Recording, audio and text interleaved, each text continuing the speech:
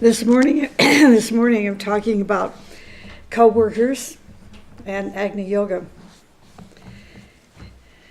It's interesting to think about what category a co-worker falls in, and I don't really even know myself, but I know that co-workers fall into a special category of being a human being. So for example, let's say that you're a member of a family. You can be a member of a family and not be a co-worker. You can be a member of a group and not be a co-worker. You can be the member of a committee and not be a co-worker. You can be a member of the president's cabinet and not be a co-worker. So this morning I'm going to talk about co-workers and who they are, so we can recognize that these are people that are in a particularly beautiful category and real human beings. So here's a quote. Co-workers are those people who have dreams, and for that dream they sacrifice all that stands against the vision and the dreams. So in a greater sense, all those who have dedicated their life to the service of the great ones, to the spiritual hierarchy, are co-workers. Co-workers in the sense that they have dedicated some part of their physical, emotional, mental, and spiritual life, either consciously or unconsciously, to the greater plan for humanity. So that's a good definition of what it means to be a co-worker. As co-workers spiritually mature, as their consciousness expands in such a way that they become less and less self-centered and more other-centered, purpose-oriented, they soon begin to find co-workers who share a common dream. This is a very precious and powerful moment in their life as they come together, life after life. A soul group is eventually born. A soul group starts on the mental plane, then manifests on the astral plane, and finally comes into physical manifestation. Not only do these co-workers share a common dream, which is part of the plan of humanity, part of the plan of hierarchy. As you might imagine, they are all at some stage of readiness and preparation to dedicate their life to the realization and manifestation of that vision. So let me repeat, the co-workers are those people who have a great dream. And for that dream, they sacrifice all that stands against the vision and the dream. It's interesting if you think about your life from the time you were quite small, maybe age 3, 5, 7, and then you usually jump over into your mid-20s. The teenage years are just kind of a weird time of kids' lives and parents too. But think about your life, where you are now, and where you were back at that beginning point where readiness and preparedness began. Because that readiness and preparedness was part of your soul's plan, the education that your soul needed to bring you to that point of being a co-worker, to serve something or somebody, meaning this plan, something greater than yourself. And then to recognize there are different degrees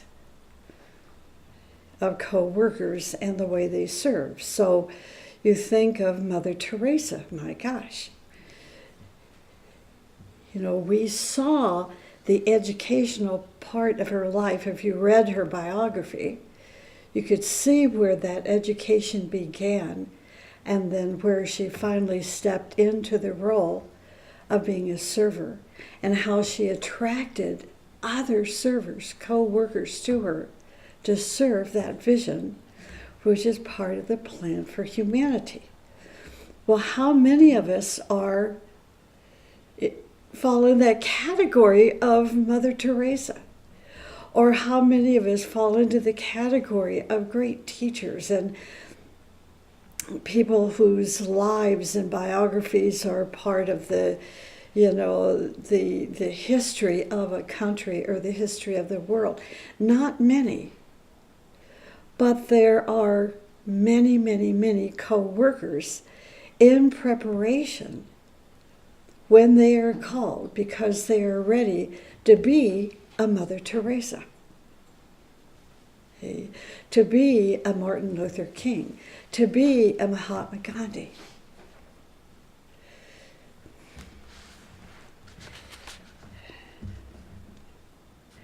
What's interesting that I found as I was studying this past few weeks about co-workers is that even though having a vision or a dream in common does not promise success. Does not promise success, and there are many reasons for this. Essentially 4 out of maybe 3,000. So I had to distill, the most impacting points or reasons behind why a co-worker would not be necessarily successful. The first is karmic interferences. That interesting, karmic interferences, personal interferences, family or certain relationship karma can interfere. So rather than being depressed, as I was when I read this, because it gave me an answer to why some people, dear people that I know, failed, as a co-worker, as they were traveling a path and part of a vision, and they failed, is because of they'll have another chance next life, in incarnations to come. So hopefully, because of a karmic interference, they paid that debt this life. And the next life, they'll be free to use that education. The next point is that some part of their nature may still be somewhat dysfunctional due to controlling glamours and illusions. So you can find a person that we would consider a co-worker on the path who is doing good, and that they have created a beautiful group or an organization or some kind of a structure where this organization or group or structure is very successful, in living out their purpose. And then something happens. And that something happens usually occurs to the leader, the founder of the group, or a member of the leadership team of that organization. It just, from one day to the next, something's different about them. And this dysfunction comes walking out the door, and we think, what the heck has happened? What's going on? And because good people like us refuse to recognize it, And we'll give that dysfunction in that person 5 years, sometimes 10 years, because we don't want to see it. But then a breakdown occurs. The organization begins to fall apart. The entity begins to fall apart, and the purpose is lost because now the organization or that entity becomes dysfunctional itself. So that's the second reason. The third reason is the co-worker, the leader, the leadership team, the family may have certain prejudices which must be overcome, all which in part can interfere with their heart's longing. It can interfere with their heart's longing, which is selfless service to the greater plan. I know people, not a lot of people, but let's say a handful of friends have said, I would so like to serve and help others. Well, when I was young and ignorant, I would think, well, do it. You know, what's keeping you from doing it? And now that I'm old and wise, it's because of karmic interference. They have this desire in their heart to help and to serve and to be there for others. But there is karmic interference. So our job is to encourage them, but not in such a way that they'll feel like they're a failure if they can't fulfill, that heart's longing in this lifetime. And then the fourth is the dark forces and their agents. Normally, we don't have to worry, as an individual or as a group, perhaps, of co-workers about the dark forces and their agents sabotaging our work until we have contact with a part of the great plan for humanity. That contact would be with a higher ashram, a subjective ashram. It could be certain people in the group are in contact with a senior disciple, initiate, or master. And the purpose of that contact is like a telepathic transmission where you are inspired with how to serve.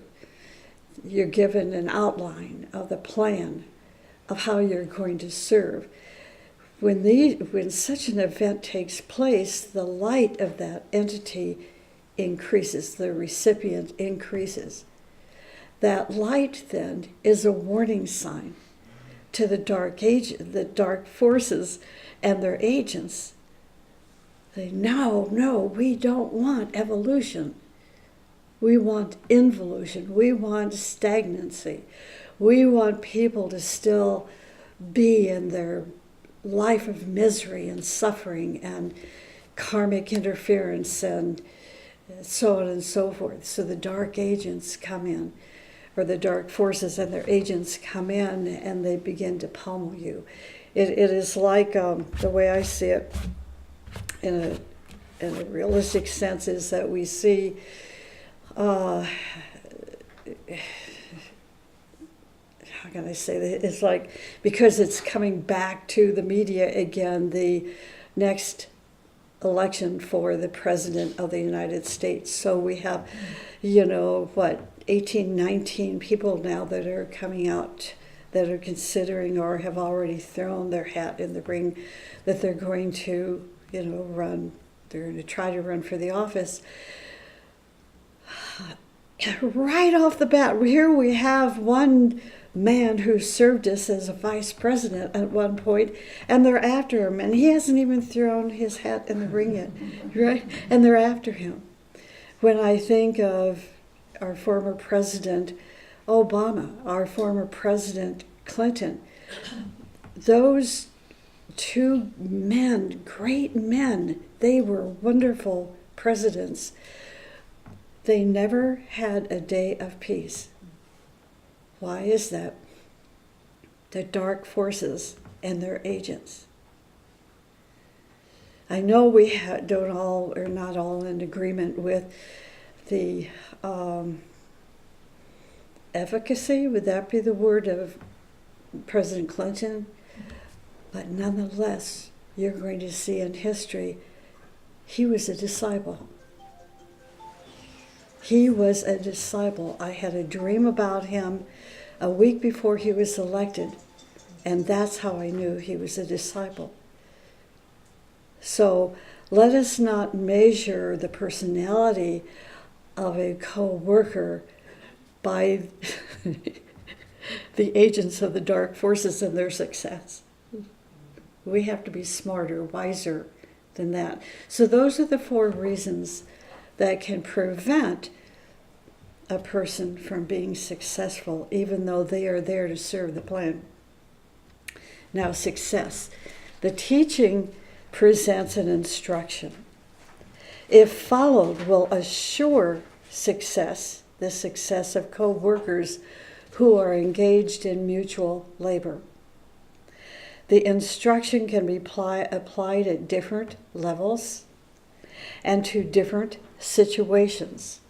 But the overall purpose of such instruction is to prepare each co-worker in such a way that they will become of greater service to the hierarchy and the plan.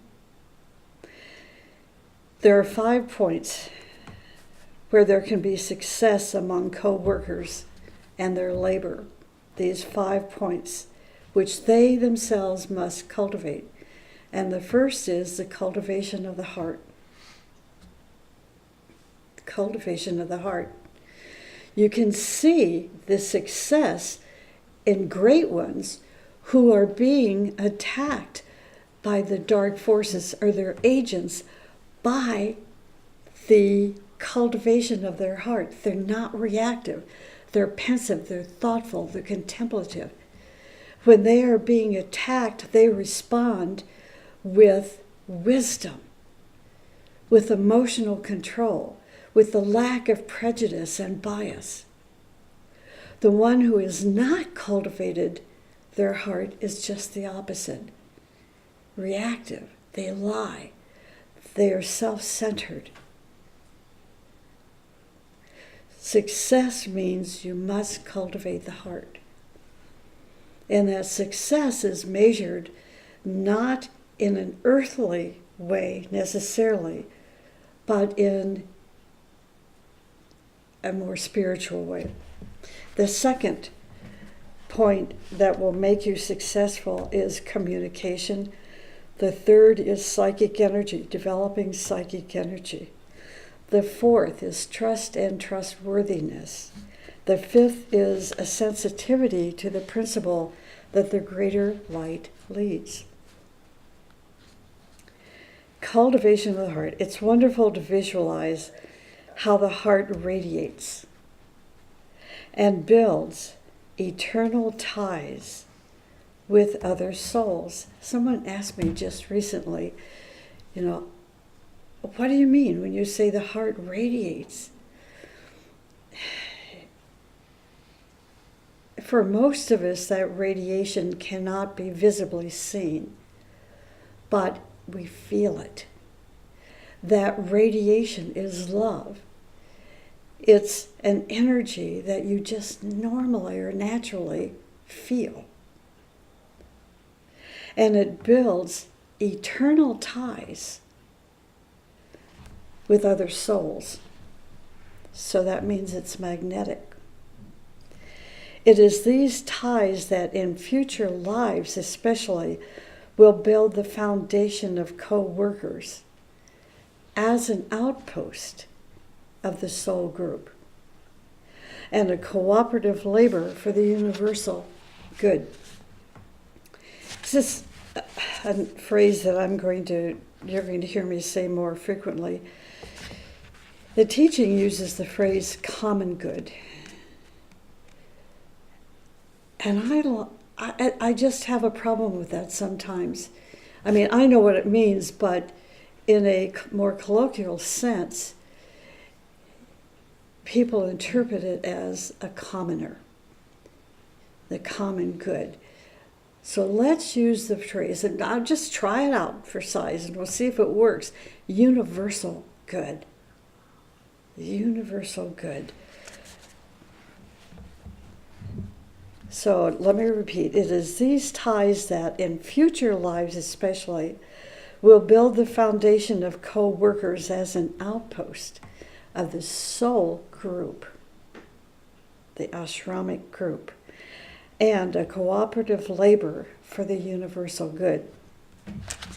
The luminous energy of heart weaves relationships like those in space, in the astral, mental, and Buddhic worlds. And in the future, these networks will illuminate the steps of those who together are striving toward the higher worlds.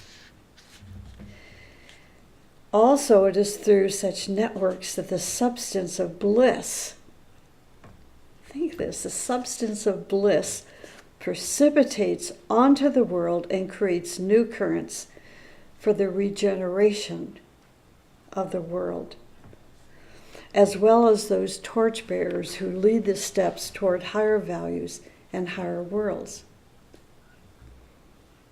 When, as a co-worker, your heart is charged with psychic energy, people are going to feel its presence in your handshake and in your eye contact. However, the energy of the heart must be protected.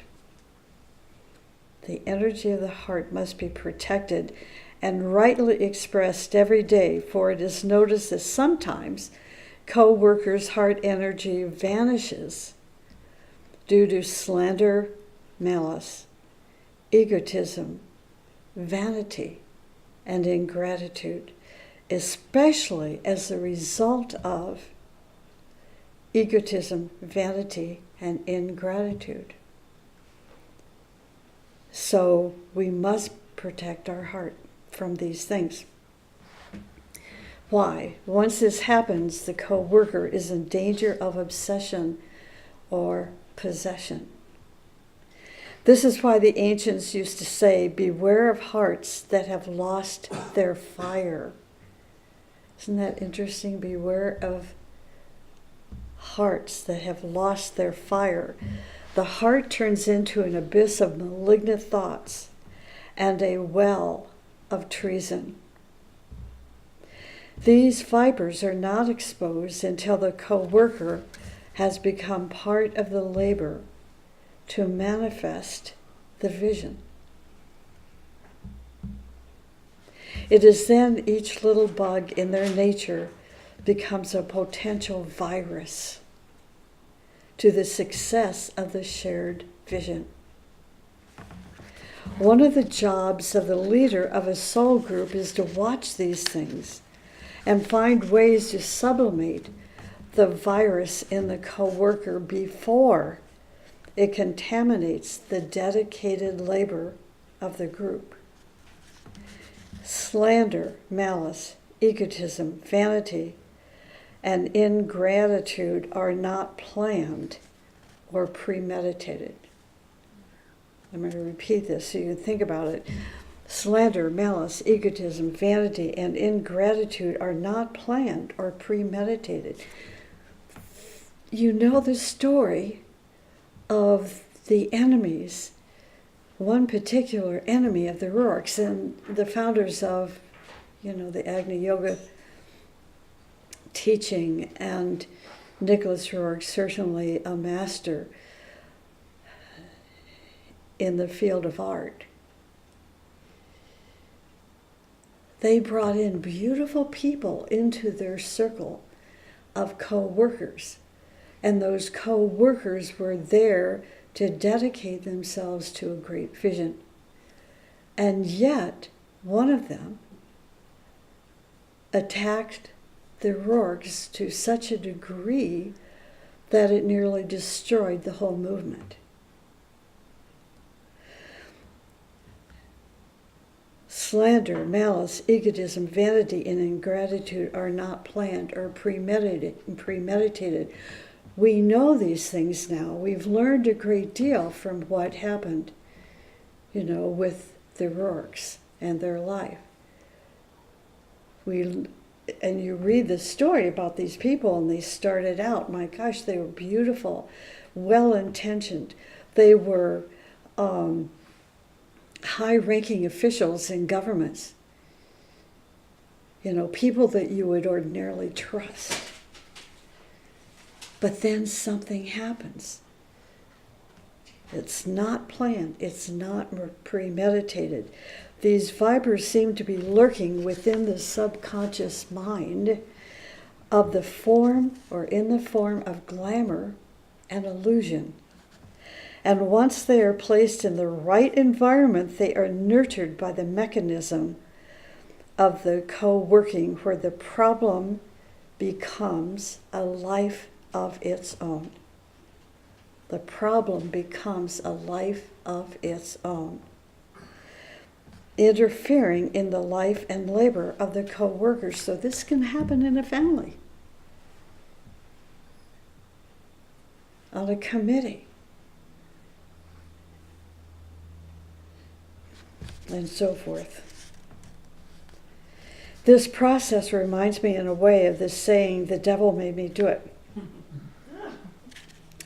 Our behaviors burst forth in such a way that the person has no control over it, and it just seems to happen.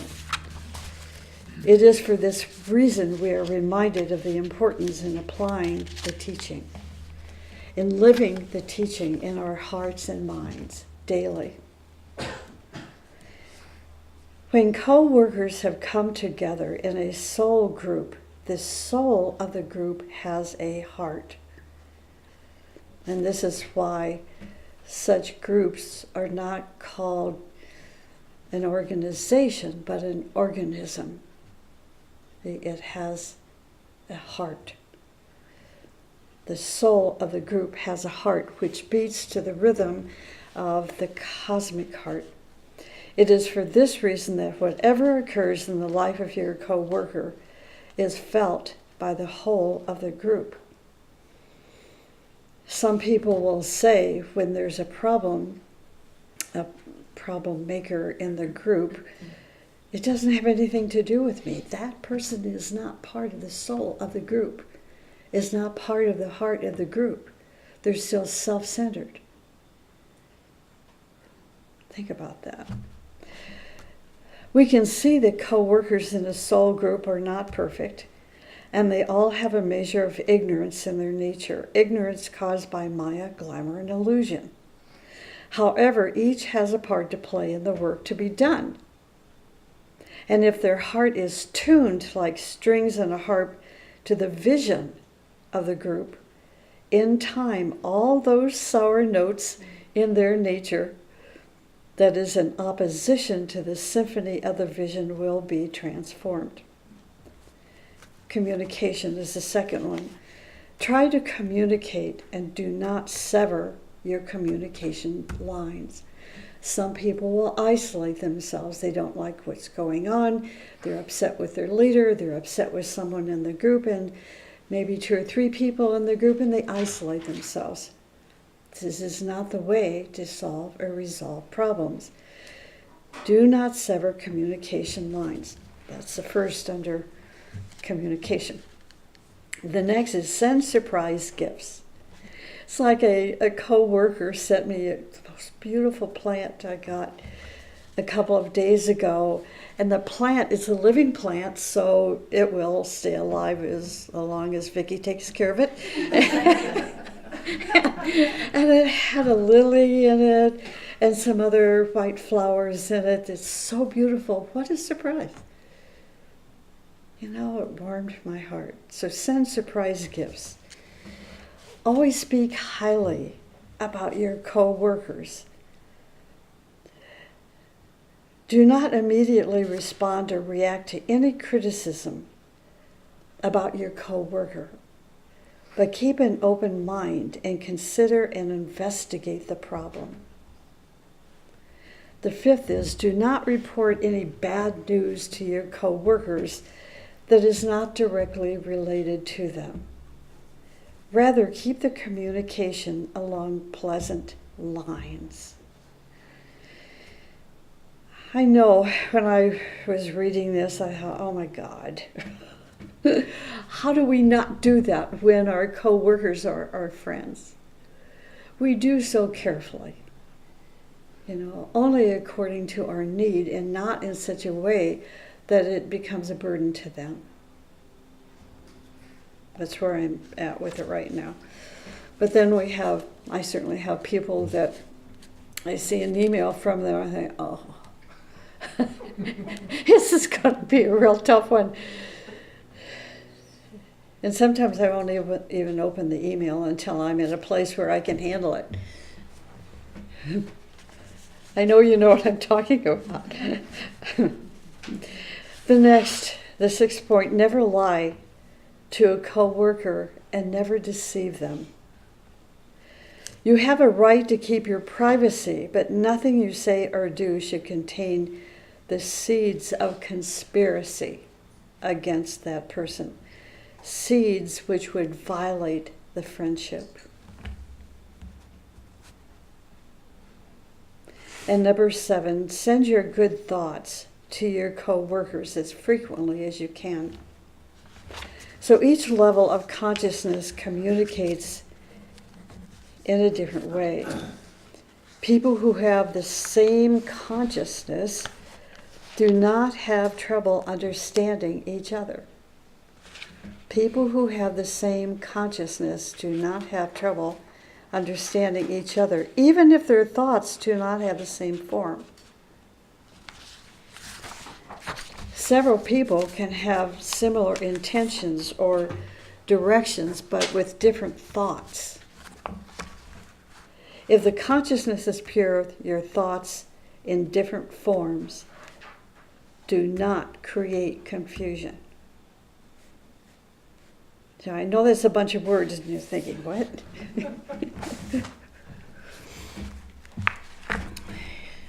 It's like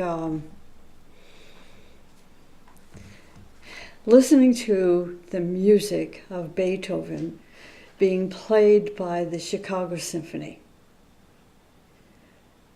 Every single one of us will have different images in our mind, different perspectives. Like as a violinist, I'm going to be watching the violin section and certainly the concertmaster. If you play the flute, your ear is going to hear more of the flute than the first violin, and so forth. But we're all hearing the same music. And it doesn't create confusion if our consciousness is pure. Now, if I were sitting there saying, what the heck is that person sitting there in the concertmaster seat? They need to be kicked out. Confusion will prevail. So I'm a huge advocate of dialogue, of open communication with one another. It is not something that just happens. It must be a dedication. Sometimes I hear people say, don't talk to her, she's too busy. You're cutting communications right there, the thread of communication. So don't be worried about that. Be an advocate of dialogue, of communication. It's so important. For example, White Mountain has a small extended group or groups in various states. If the leader of the group stays in communication with the headquarters group, a bridge of communication between the two groups will be built. A telepathic network takes place. This is a wonderful service. Another way to communicate among groups is by way of exchange of talents and papers compilations, and an exchange of their best speakers. For example, this is a little off the point from this point, but we have 3 focus groups, very active focus groups within the White Mountain organism. And a point of the vision of these 3 groups is to eventually have them merge together during conference week and share their compilations with one another, share their findings, their revelations with one another. This is called a synthesis, and it is a form of dialogue and a way to communicate, whereas there could be a group over there and a group over here and a group here, and they're all islands with no telepathic network taking place. Families can be like that. Countries can be like that. Developed speakers of the ageless wisdom should travel from one group to another, sharing their experiences and insights. Another way of good communication is from leader to leader. It is very important, I believe, for leaders to communicate with one another, for it strengthens and broadens their consciousness. However, too often leaders have jealousy, have a sense of superiority,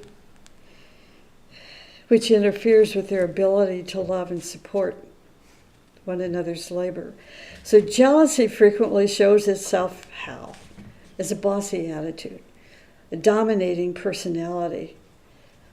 However, the more contact a leader has with their true self, the more such a person is able to support the work of other leaders because they see the whole orchestration of the plan. Groups can communicate with one another by supporting each other's projects, buying their books and music and distributing them to others. Sometimes support means to help them financially. These are ways to communicate.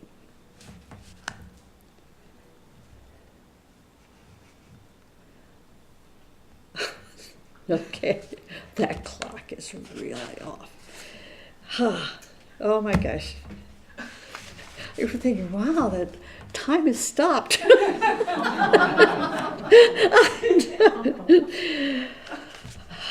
Okay. How should co-workers in a group communicate with one another? You will not find co-workers discussing their personal lives with one another, with a few exceptions, but you will hear them discussing world events. Not political events, but world events. Subjects from the teaching, how to improve the labor of the group, how to resolve challenges in the group work, how to support the labor of one another and strengthen their hands. For example, we have our 37th anniversary of White Mountain coming up in October. One of the things we're going to be doing as a group is discussing the future of the group. The theme for that anniversary will be the future esoteric groups. Where are we going to fit in the future of esoteric groups? We're going to be discussing how we can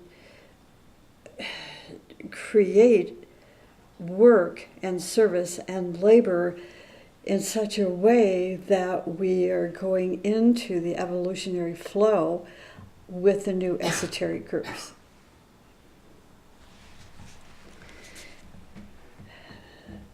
We're going to be talking about how to improve the labor of the group, how to resolve challenges of group work, how to support the labor of one another. These are things that we're going to be experiencing, hopefully, in the fall. This is how we strengthen the hands of the group work.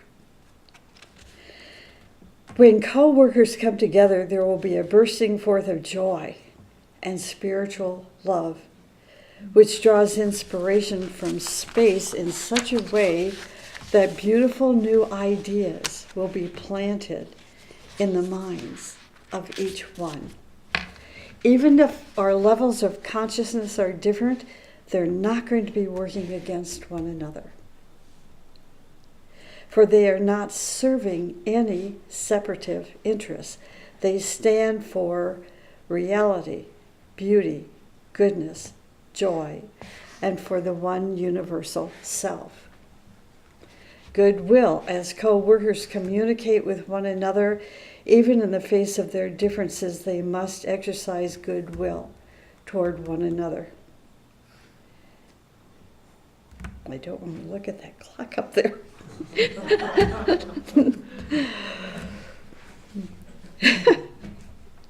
For example, let's say you are working together on a committee. A few on the committee may not be in agreement with the chairperson. Those who have goodwill in their heart will speak to the chairperson about their differences, and through good communication, their differences will work out. If a coworker has a decaying heart, that person turns into a center of negative emotions.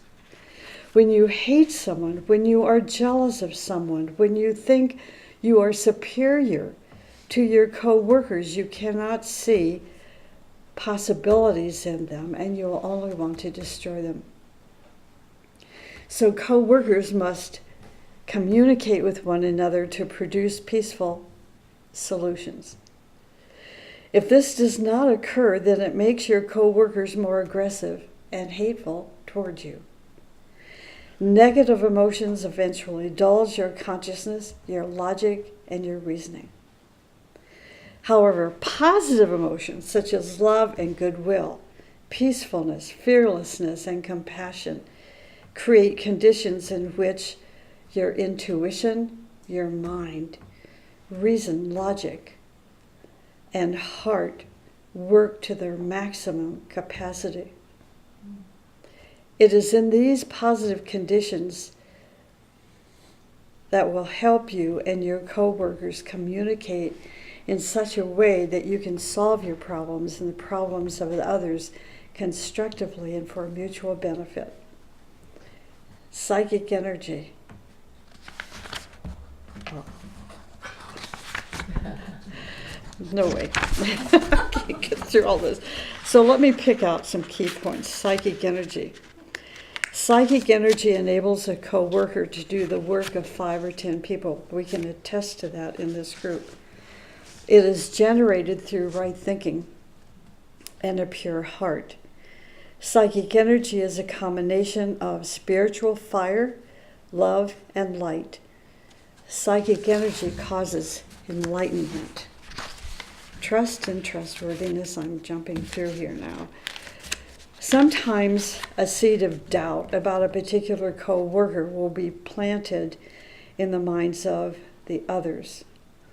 Eventually, over time, that seed of doubt turns the others against the co-worker, and they lose their trust of him or her. It is for this reason, if a co-worker has a problem with another, they must either talk directly to the co-worker with goodwill in their heart to resolve the problem. If that cannot be done, then the co-worker must go to the leader with the motive to resolve their doubts. If their doubts cannot be resolved, then one or two things must occur. Either the one with the doubt must be asked to be relieved from their responsibilities to the task at hand, or A, make a promise to keep their thoughts clean and positive about their co-worker. B, not share their negative thinking with anyone except the leader who is trained in such matters. Without trust among co-workers, their dream will fail.